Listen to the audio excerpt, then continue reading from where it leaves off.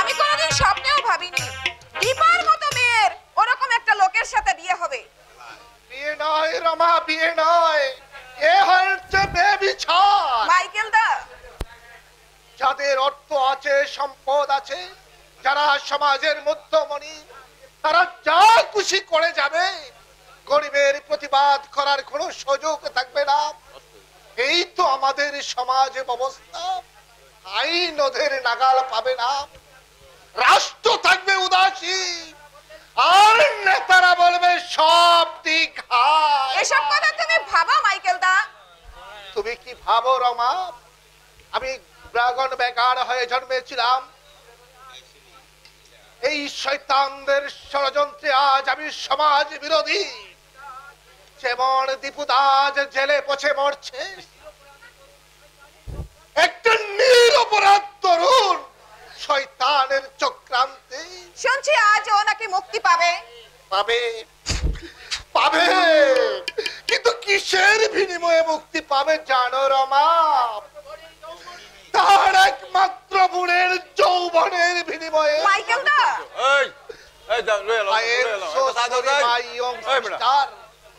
কথাটা অশালী, তার জন্য আমি তোমার কাছে মার্জনা চাইছি।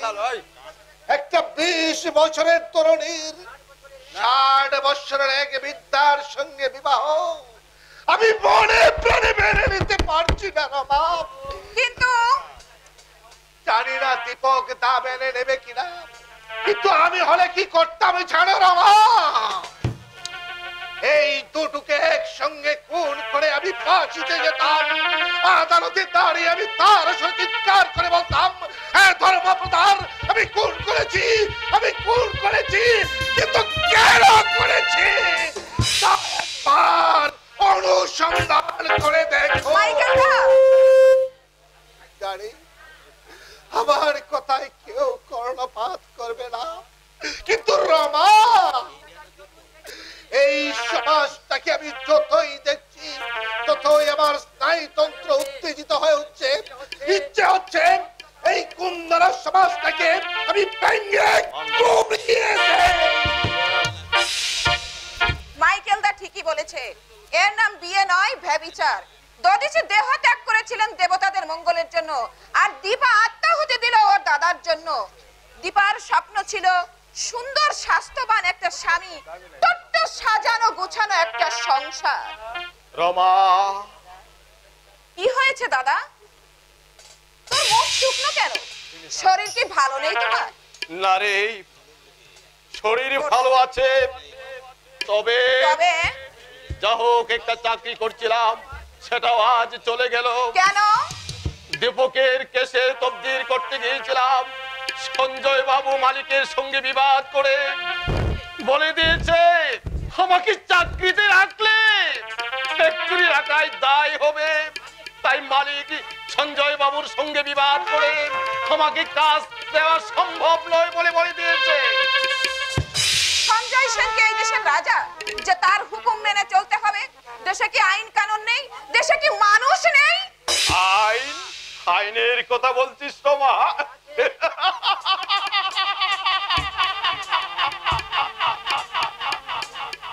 আইন আছে, কিন্তু সেই আইন গরিবদের জন্য, এই সমাজের ধনীদের সাতগুণ মাপ। তারা আইনের মুখে জুতো মেরে রন্ধ্রপথে লক্ষ লক্ষ টাকা রোজগার করছে। বেআইনি পথে আইনের রক্ষকরাও দেখে চোখ বুজে থাকে, আর আমরা যদি অপরাধ করে থাকি পুলিশ আমাদের টুটি চেপে ধরবে। এই তো আমাদের সমাজ। মানুষ চুরি করে খিদের জ্বালায়, পকেট কাটে পেটের এই গর্তটা বোঝাবার জন্য, ছিনতাই করে দারিদ্র নামক রাক্ষসটাকে শান্ত রাখবার জন্য। কিন্তু ধনীরা যে কোটি কোটি টাকা মুনাফা লুটছে, চুষে নিচ্ছে সাধারণ মানুষের প্রাণরস, কই তাদের বেলায় তো আইনের লম্বা হাতটা এগিয়ে আসে না দাদা। তুই দেখে নিস রবাব, দেশের এই যুব শক্তি বৈষম্য বেশি দিন টিকবে না। বর্তমান সমাজটা ভারতের স্তূপের উপর দাঁড়িয়ে আছে। এই তরুণ সমাজ কোনো পথ না পেয়ে তারা বিপদে চলে যাবে। দাদা, বিনা দোষে আমার চাকরিটা চলে গেল। কাল থেকে হয়তো অন্য নিরম্ব উপবাস। ঈদের জ্বালায় আমি যদি পকেট মার হই, চিন্তাই করি অগান ব্রেকারদের নামে নাম লেখাই, তার জন্য কি আমি দায়ী? না দাদা না, আমি তোমার দুটি পায়ে পড়ি, ওসব কাজ তুমি করতে যাবে না। আমি মাসিমার কাছে বিড়ি বাটতে শিখেছি, দুটো পেট কোন রকমে চলে যাবে। আর যদি না পারি মানুষের বাড়িতে আমি ঝিয়ের কাজ করব, তবু তুমি অপথে যেও না দাদা, অপথে যেও না। কি দীপুদা, কি চেহারা হয়েছে তোমার? ওরা কি তোমাকে খেতে দেয়নি? এই অবস্থা দেখার আগে আমি যদি মরতে পারতাম কোনো দুঃখ থাকতো না। কেন তুমি আমাদের বাড়িতে এলে? কেন এলে? কেন এলে?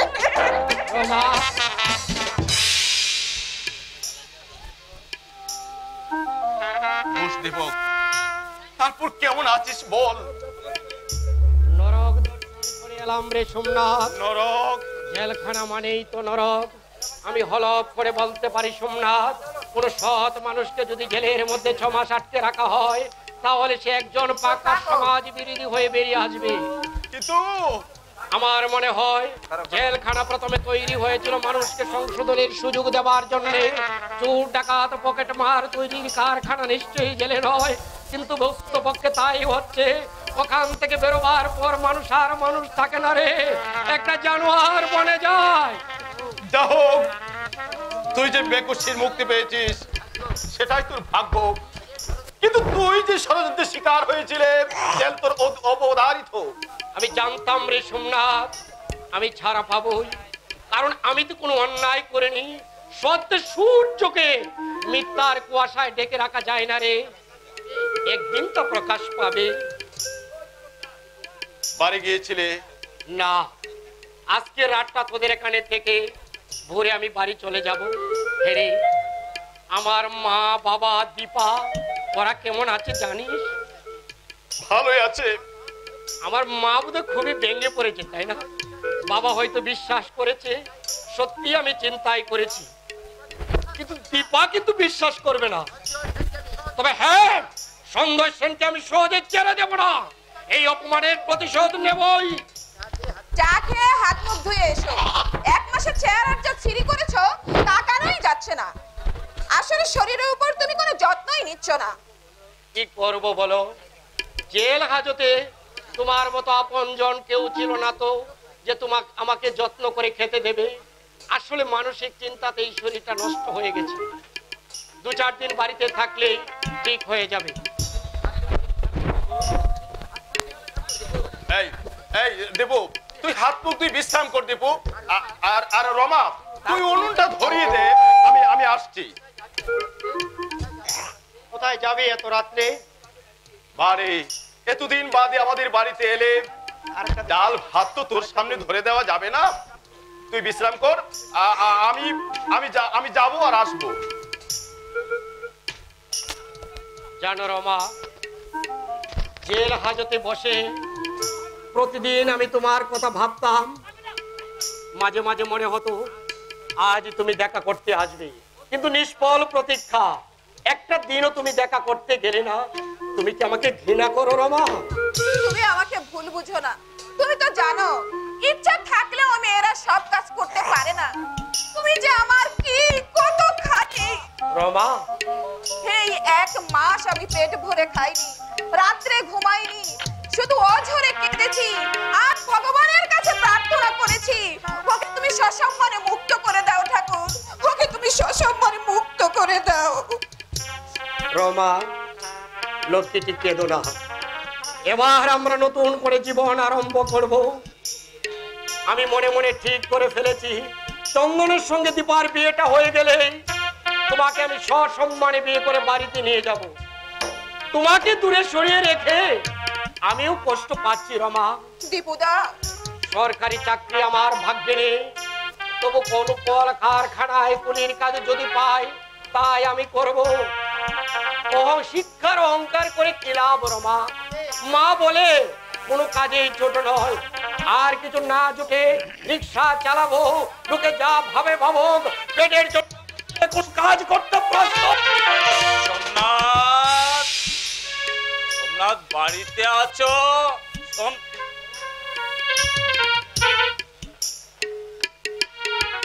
ভালো আছো বাবা? হ্যাঁ, তুই কখন এলি? এই তো একটু আগে। বাড়িতে গেলি না কেন?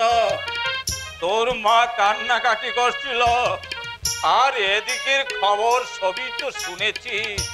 সবে অদৃষ্টের দোষ বাবা, নইলে দীপার মতো মেয়ের জীবনটাই ভাবে। দীপা, কি হয়েছে দীপা? ওই কিছুই শুনিসনি? কি শুনবো? বাড়ি চল, সবে শুনতে পাবি। কি হয়েছে দীপা? না কিছু হয়নি, তুমি হাত মুখ ধুবে চলো তো।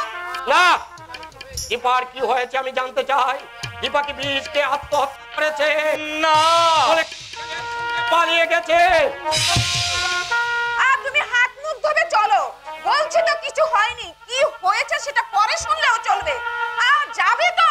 না, আমি এক্ষুনি শুনতে চাই। বাবা চুপ করে থেকো না বাবা। কি হয়েছে দীপার বলো, আমাকে উৎকণ্ঠার মধ্যে রেখো না বাবা। আমার বুকের মধ্যে ঝড় বইছে, দয়া করে বলো কি হয়েছে দীপা। অযথাই তুমি সাথী করি নন্দী, হাত করি নন্দী দীপাকে বিয়ে করে।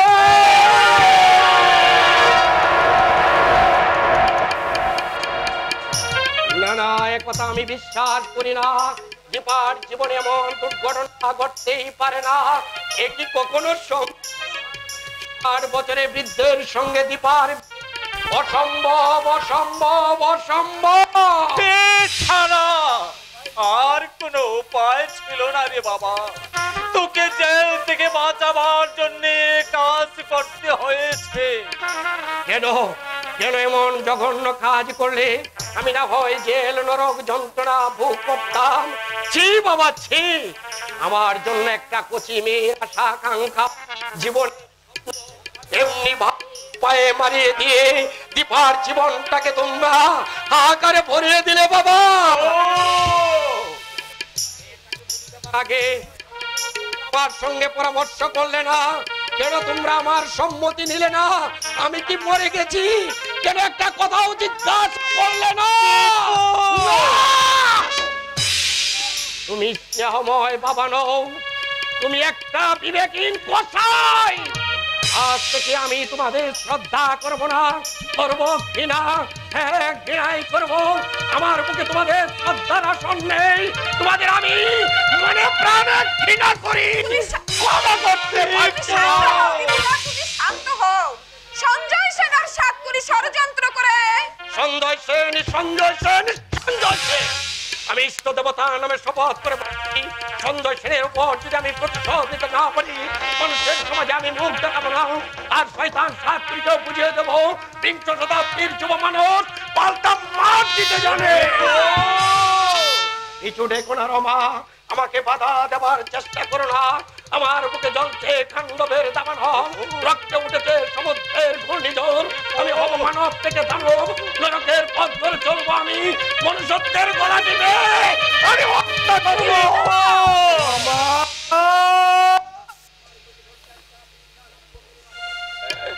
আমার কচি বোনটা একটা বৃদ্ধ লম্পটের বাহু বন্ধনে হাহাকার করে কাঁদছে। তার আকুল আর্তনাদ আমার বুকের মাঝে শুনতে পাচ্ছি রমা। চলে যাচ্ছে, আমার বুকটা চলে যাচ্ছে। আমি বুঝে উন্মাদ হয়ে যাব, আমি বুঝে উন্মাদ হয়ে যাব। দীপা, আমার স্নেহের দীপা। আরো অনুরোধ আমি শুনবো না, কারো আদেশ আমি মানবো না। কি দিয়েছে আমাকে তোমাদের এই সমাজ? কি দিয়েছে আমাকে এই রাষ্ট্র? ঘৃণা, লাঞ্ছনা, অবজ্ঞা, অপমান ছাড়া কি দিয়েছে এই বন্দার সমাজ? এই সমাজকে আমি মিশিয়ে তুলবো, রাষ্ট্রের দেহে ঠেলে দেবো লক্ষণাগিনী তীব্র বীজ গড়ে গড়ে তৈরি করবো সমাজ বিরোধী মস্তান। জনজীবনকে আমি ক্ষত বিক্ষত করে দেবো। যারা আমাকে সসম্মানে বাঁচতে দিলে না, তাদের আমি বাঁচতে দেবো না। বাঁচতে দেবো না, বাঁচতে দেবো না।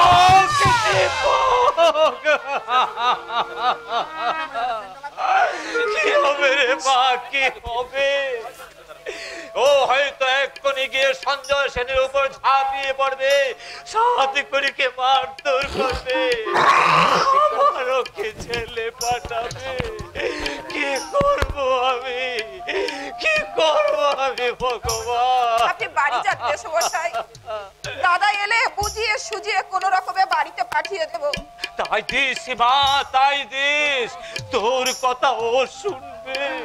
ভগবান আমাকে মেরে রেখেছে, দীপুই আমার আশা ভরসা, সে আশাও যদি শেষ হয়ে যায়, মৃত্যু ছাড়া আর কোনো পথ খোলা নেই রে মা, আর কোনো পথ খোলা নেই, আর কোনো পথ খোলা নেই। একটু আগেও যে মানুষটা ঘর বাঁধার স্বপ্ন দেখছিল, 5 মিনিটের মধ্যেই তার সমস্ত আশা ভেঙে চুর হয়ে গেল। শান্ত মানুষটা হঠাৎ অশান্ত হয়ে গেল। ওর মনে তুমি শান্তি দাও ঠাকুর, ওর মনে তুমি শান্তি দাও।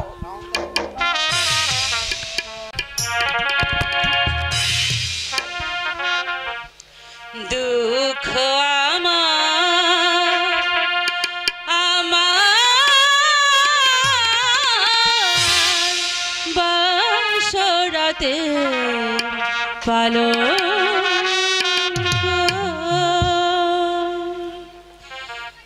দুঃখ আমার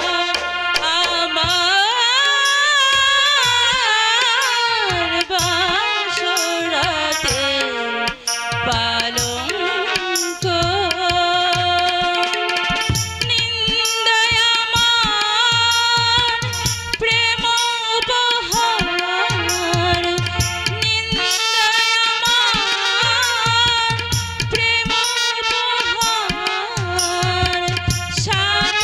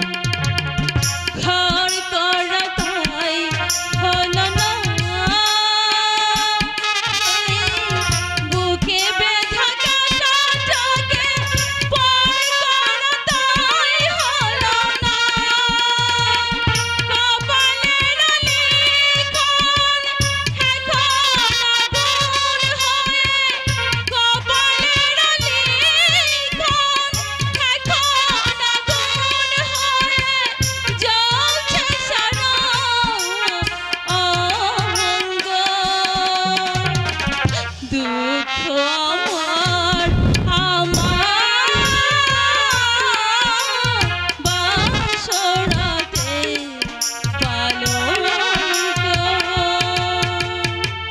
নিন্দায় আমার প্রেম উপহার নিন্দায় আমার প্রেম উপহার সাথের হার কলঙ্ক দুঃখ আমার বাসরাতে পালঙ্ক।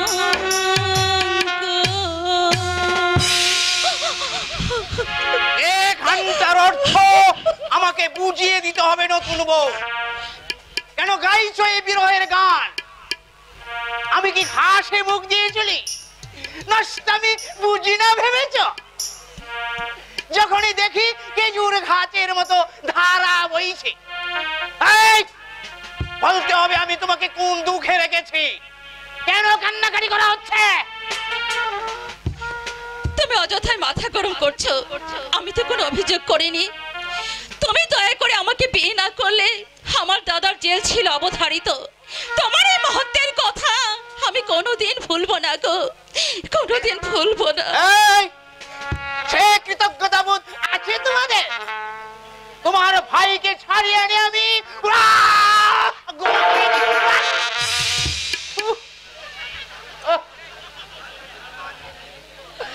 কালকে বোমা নিয়ে দাঁড়িয়েছিল সঞ্জয় বাবুকে মারবার জন্য। দাদা, হ্যাঁ, তোমার দাদা ওগান বেকারদের দলে ঢুকে বেপুরা হয়ে ওগান ভাঙছে।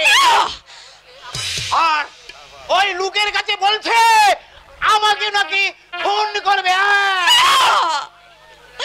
এই, আমি তোমাকে বলে রাখছি নতুন বউ, আমার পেছনে লেগ চাইলে শালাকে আমি বাপের নাম খগেন করে ছেড়ে দেব। আমার নাম সাত করে নন্দী। আমি যার ইয়েতে লাগি তাকে আবার ইয়ে করে ছেড়ে দিই।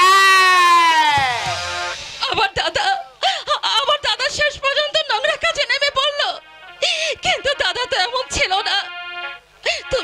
তুমি দয়া করে একবার দাদাকে আমার কাছে নিয়ে আসতে পারবে? আমি তাকে বুঝিয়ে বলবো, আমি তাকে বলবো যার মাথার উপর বৃদ্ধ মা বাবা, সে কি করে মৃত্যুর সঙ্গে পাঞ্জা লড়তে যায়। নতুন বউ, আমি তার পায়ে ধরে মিনতি করে বলবো, কার উপর অভিমান করে তুমি নিশ্চিত মৃত্যুর মুখে এগিয়ে যাচ্ছ দাদা? শিক্ষিত মানুষ হয়ে কেন তুমি এমন কাজ করছো? কেন কেন কেন? কেঁদো না নতুন বউ, কেঁদো না। আমি তোমাকে কথা দিচ্ছি, যত টাকা লাগে আমি তোমার ভাইকে দেবো। একটা দোকান টুকান করবি। তো তোমাকে আমি কত ভালোবাসি নতুন বউ, তোমাকে আমার ইয়ের মধ্যে। ছাড়ো, ছেড়ে দাও আমাকে। আরে ছাড়বো কেন? তুমি আমার ইয়ে করা বউ না। ছাড়ো, ছাড়ো, হ্যাঁ, কি বললে? হ্যাঁ, এই কি বললো? এই কি বললে? কি বললে? হারাম জাদি তোরের মেয়ে। এই আমি কি তুই পশু বললে? মেরে হার ঘুরিয়ে দেব হারাম জাদি মাগি।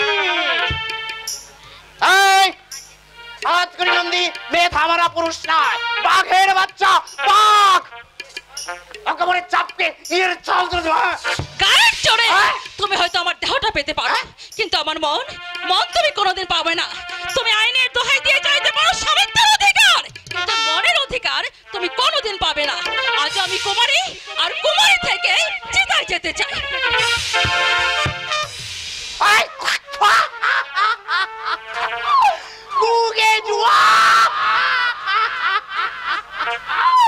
হারাম যদি ছোট লোকের মেয়েকে বিয়ে করে আমি গুকে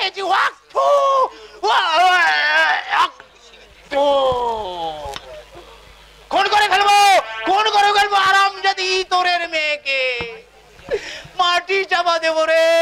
ও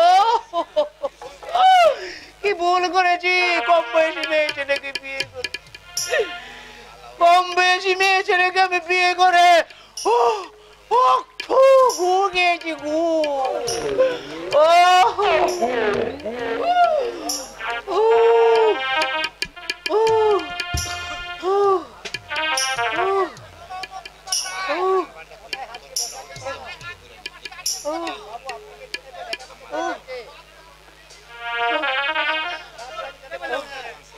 এই রাতে আমি যেতে পারবো না।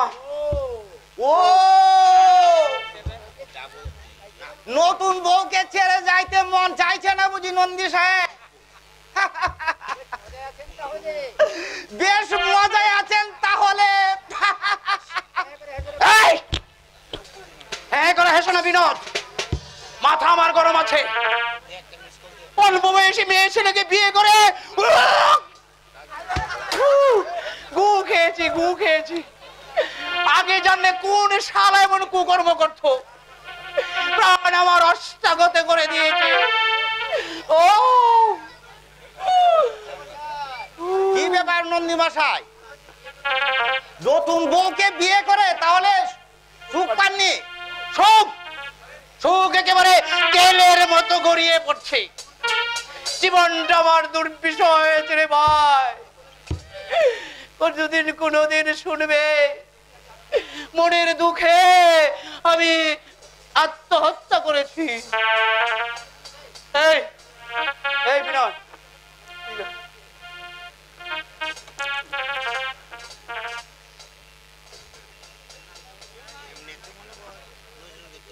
তোকে একটা কথা বলবার ছিল বিনোদ।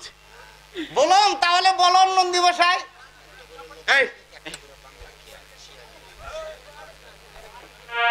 ওই পাজিতে বিজ্ঞাপন দেখেছি কি সব অলৌকিক উপায়ে বয়সটা নাকি একটু কমিয়ে দেওয়া যায়, বশীকরণ তাবিজ নাকি পাওয়া যায়। এই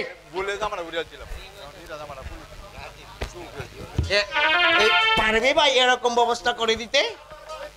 মানে আমার বয়স 60, মানে দুর্বল হয়ে গেছে, এটাকে একটু শক্ত করে দিতে পারবে, মানে জোয়ান করে দিতে পারবে? এমন কোন ব্যবস্থা আছে নন্দী মশাই, আছে। তবে বেশ কিছু খরচ হবে নন্দী মশাই। খরচ? আরে খরচের কথা ভাবিস না। এই আসলে জিনিসটা ভালো তো,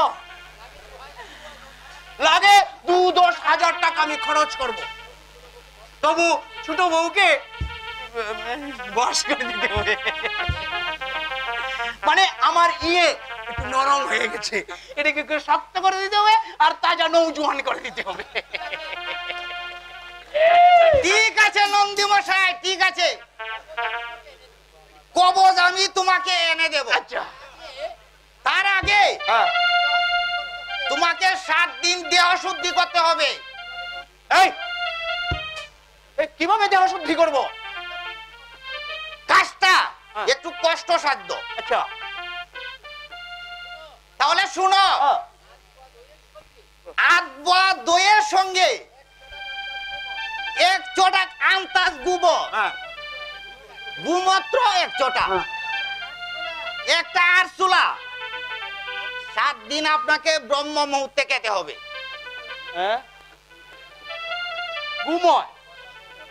গুমত্র আরসুলা,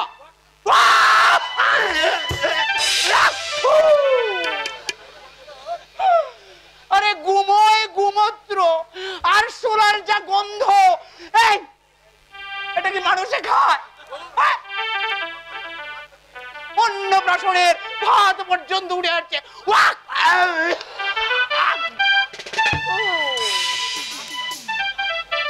সাত করে কি খায় মশাই, নন্দী মশাই? টেলায় পরে খায়, টেলায় পরে খায়। আমার এক মামাতো ভাই গাদার চুলাকে বউ বশ করেছিল, আপনাকে তো আমি সে বিধান দিলাম না।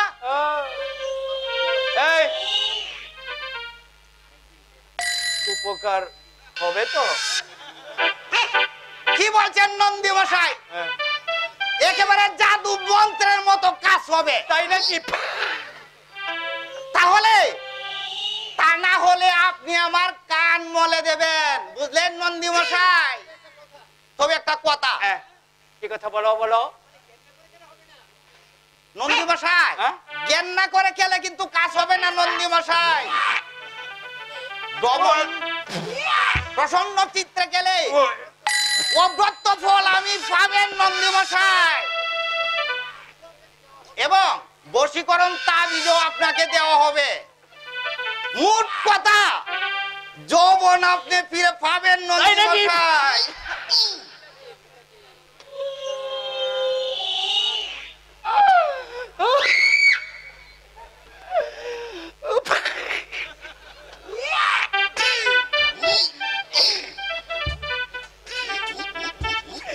ঠিক আছে ভাই, ঠিক আছে, কি আর করা যাবে।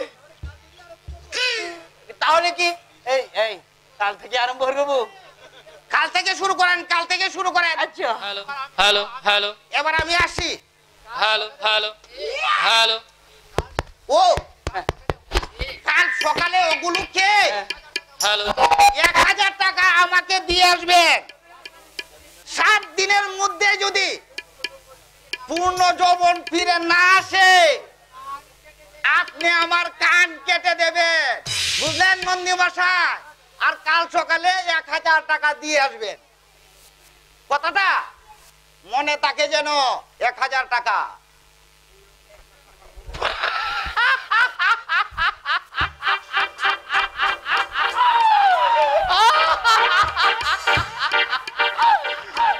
পূর্ণ যৌবন ফিরে আসবে।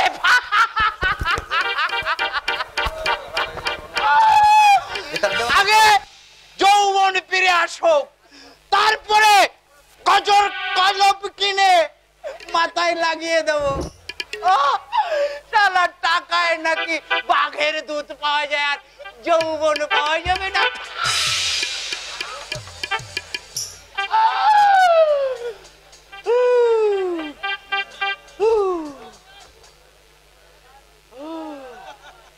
নমস্কার, নমস্কার নন্দী মশাই, নমস্কার। খুব চিন্তান্বিত মনে হচ্ছে আপনাকে। কি খবর? নতুন বিয়ে করলেন, আনন্দের মিষ্টি কোথায় মশাই? বিয়ে করে হ্যাঁ, বিয়ে করে আমার ইয়েতে 5 লাখ আমি হালে পানি পাচ্ছি না, প্রাণ আমার জ্বালা পোড়া হয়ে যাচ্ছে। কেন কেন? এই, হ্যাঁ, বউ বস মানছে না। আজ বুঝি একটা মুষ্টি যুগের সন্ধান পেয়েছি, কাল থেকে আরম্ভ করব মুষ্টি যুগ। মুষ্টি যুগ। মুষ্টি যুগে কাজ হয় নন্দী মশাই? তাহলে আমিও খাবো।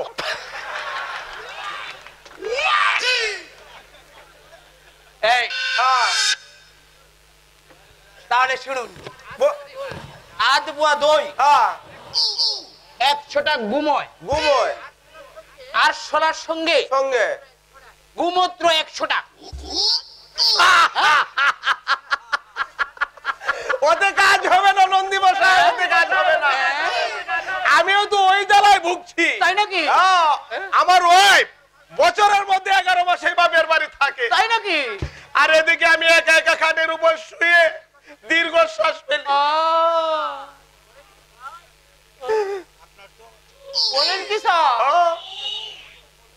দুঃখের কথা কি বলবো নন্দী মশাই, স্ত্রী আমার অপূর্ব সুন্দরী, যেন সদ্য ফুটা এক গুচ্ছ রজনীগন্ধা, হাত দিয়ে চুতে সংকুচ হয়।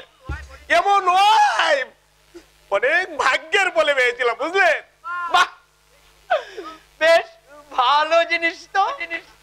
একবার কি হয়েছিল জানেন? কি হয়েছিল শুনেন তাহলে। বলেন। চুর ধরতে গিয়েছি, হ্যাঁ, বাড়ির চারদিক হ্যাঁ। পুলিশ দিয়ে ঘিরে ফেলেছি যাতে চুর বেটা পালাতে না পারে। তারপর তারপর আমি সদর গেটে দাঁড়িয়ে আছি, হঠাৎ আমার ওয়াইফের সুন্দর মুখখানা মানুষ বটে ভেসে উঠলো। আচ্ছা, চোখ বুঝে তখন আমি দৃশ্যটা উপভোগ করতে লাগলাম। চুর বেটা আমার সামনে দিয়ে গুটি গুটি হেঁটে চলে গেল। যাবার সময় বলল, আসছি স্যার। আমি বিরস কণ্ঠে বললাম, যাও, আমাকে বিরক্ত করো না, আমাকে আমার স্বপ্নটা দেখতে দাও। চুরকে বললে? আরে বললাম, চোখ বুঝে আমি তখন আমার দৃশ্যটা উপভোগ করছি। হঠাৎ আমার মনে হলো বউজনে বলছে, "ওগো, চোখ খুলো, আমি এসেছি।" চোখ খুলতেই দেখি কি দেখলেন কি দেখলেন? সামনে দাঁড়িয়ে এক বিরাট গোপলা ভোজপুরি সিপাহী। মনে হচ্ছিল শালাকে কষে চল লাগিয়ে দিই। কোন রকম লোক রাগটা আমি সামনে নিলাম। আচ্ছা, কোথায় আমার সুন্দরী ওয়াইফ আর কোথায় ভোজপুরি সিপাহী? রাগ হবে না বলুন? নিশ্চয় হবে, নিশ্চয় হবে। স্যার, আপনার রূপ তো আমার চেয়েও কঠিন। স্যার, আপনি বাঁচবেন কি করে? বেঁচে কি আছি নন্দী মশাই? হ্যাঁ?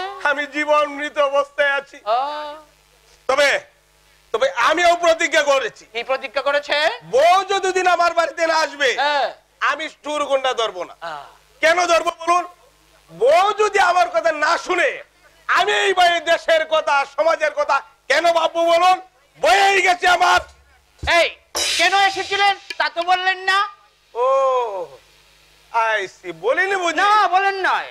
জানেন হ্যাঁ, আমার ওয়াইফ হ্যাঁ। মানে বউয়ের কথা মনে হলে আমার মাথাটা একেবারে গোলমাল হয়ে যায়। আহ, কোনদিন হয়তো শুনবেন আমার চাকরিটাই চলে গেছে, আমি হয়ে গেছি এই কি যেন বলে এই, এসো, এসো, এসো, সন্ন্যাসী। সন্ন্যাসী সন্ন্যাসী সন্ন্যাসী। গদাধর বাবু, হ্যাঁ, যা বলতে এসেছিলাম শুনুন।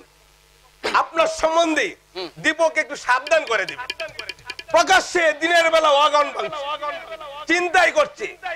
আপনার সঙ্গে আমার আছে বলে কথাটা আপনাকে আমি জানিয়ে গেলাম। পরে কিন্তু আপনি আমাকে দোষ দিতে পারবেন না মশাই, বুঝলেন? আপনার সম্বন্ধে একটু সাবধান করে দিবেন। আসি, আমার ওয়াইফ আমার আলু ভর্তা খেতে খুব পছন্দ করে। আসি আসি আসি আসি।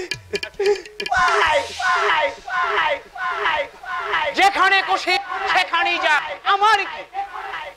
আমার লিজের শালা লেজে গুবরে আমি যাব সাবধান করতে? কি দায়ে পড়েছে আমার? আরে ও সতী লক্ষ্মী বেহুলা, আমি একটু বাইরে যাচ্ছি, সদর দরজাটা যেন একটু বন্ধ করে দেওয়া হয়।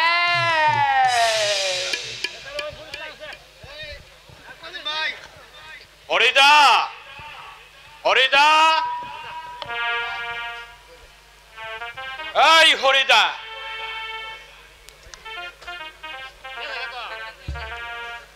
যা বাবা, বাড়িতে কেউ নেই নাকি?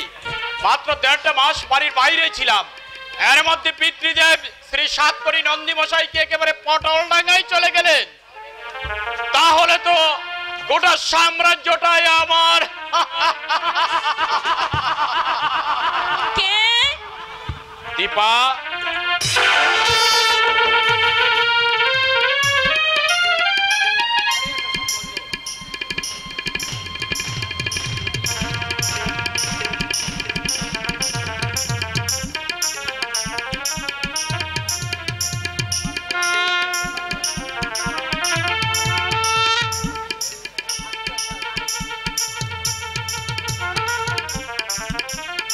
দীপা, দীপা, তুমি এখানে? ঘরে এসো, সব বলবো। কি বলবে? কি বলবে তুমি? মাত্র 1.5 মাস তুমি অপেক্ষা করতে পারলে না? তাছাড়া তুমি আমাদের বাড়িতে এলে কেন? জবাব দাও, জবাব দাও দীপা, তুমি এখানে কেন? দীপা, দীপা, দীপা, আমি তোমার হাতে ধরে মিনতি করছি। তুমি তোমার তোমার বাবা, আমার বাবা, তোমার বাবার সঙ্গে আমার বিয়ে হয়েছে। দীপা!